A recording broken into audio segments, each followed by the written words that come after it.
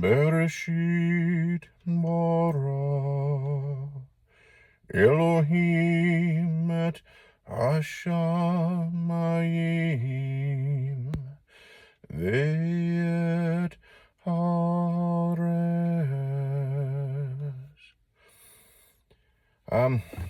This is the first video I've made in a couple months, and there's a little bit of change. I've shaved a little bit, so I look a little different. The purpose of today's video is to discuss what it means to bear God's name. And if you go to the story of Joseph, who was sold into Egypt, and you look at that story, there comes a point where he is endowed with authority, where he's given a robe, where he's given a ring, and basically anywhere he went without Pharaoh, he was Pharaoh. So to be chosen by God to represent him doesn't make you him. It doesn't make you God. If you've listened to some of my other videos,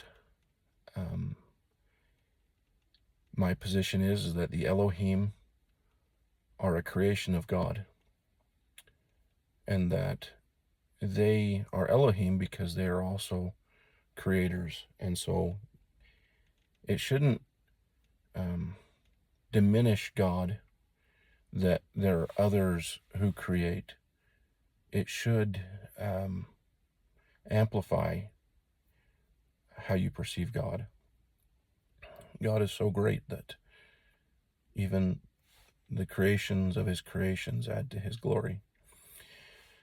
So when I say Elohim, I am not saying the gods. I am not saying God. If I say Bereshit bara Elohim, I am addressing God.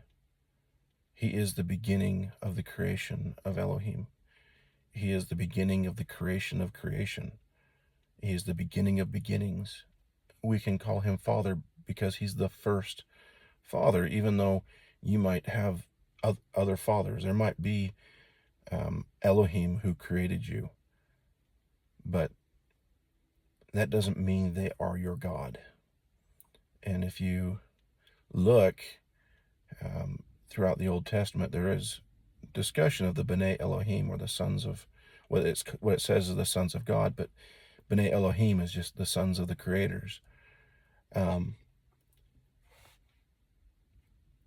And there is a divine council that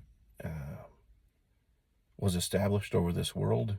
There are Elohim, and that entire divine council is made up and comprised of Elohim, who are B'nai Elohim.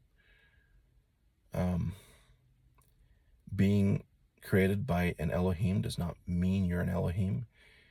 And when we came to this world and the firmament was established, disconnecting us from having God's direct influence over us, it diminished us.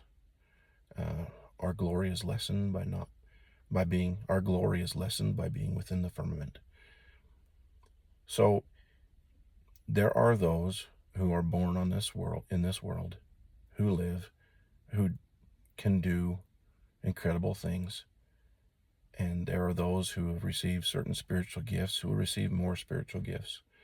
Our goal should be to pursue that which is spiritual in order to obtain that which is spiritual. But the spirit is not this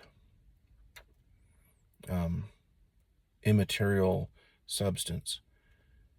The spirit is the source of matter. It is what matter is comprised of. Spirit is what intelligence comes from. Spirit is what energy comes from. And so you combine matter, intelligence, and energy, and you have life. And so spirit is the source of life. And you cannot remove God from spirit or spirit from God. They are interconnected. And when God creates something, if you were to remove that from spirit, you wouldn't be removing spirit itself. But if you tried to take God out or replace God, then you're removing the source of life. And so there is no one who is born on earth, there's no one who will ever live under the firmament who is God. You can be an Elohim. You could be an Elohim before you're born, and then resume that role at some future point. There's a reason why there will come a point in time when heaven and earth will be the same, where there'll be a new heaven and a new earth, and they'll be in the same place. And so the role of the one called Mashiach, the one of the role called the Messiah or Christ or Christios, that role is about overcoming our natural instincts and becoming reunited with your spiritual self, becoming one with your own highest spiritual self, and then receiving God's anointing, and then helping others to go down that path and also obtain their highest self and be anointed and be part of the anointed. The goal is not for us to follow an anointed person. The goal is for an anointed person to help everyone on earth participate or be part of that anointing. Everyone can be anointed. Everyone can enjoy the power of God in their lives. This world, imagine what this world could be like if everyone chose to do godly things, behave in a godly way, and build a world where the power of God is all around us, because all around us are people that the power of God can work through. And so my invitation is to look inward, find your highest self, find the best version of you, and then live in that version of you. When you make a decision, when you make a choice, when you do anything, do it based upon the best version of you. And by doing that, you will become that best version, and you will bring more godliness into the world through your actions. And one of the things that is going around right now has to do with idolatry. Now, originally, I always thought idolatry meant, praying to a little statue or praying to some kind of statue. But really, idolatry is praying to the Elohim. It doesn't matter which one, any of them. You pray to any of them, you are committing adultery, or not adultery, idolatry. You're betraying God by looking for God outside of yourself.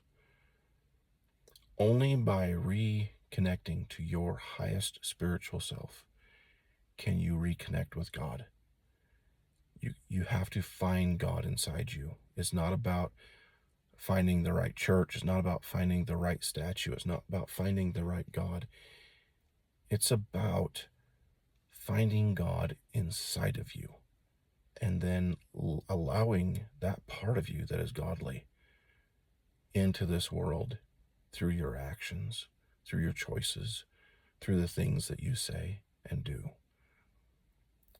And I'd like to thank you for watching this video. I apologize for how dark it is. I should have made it sooner in the day, but thank you for taking the time to watch this.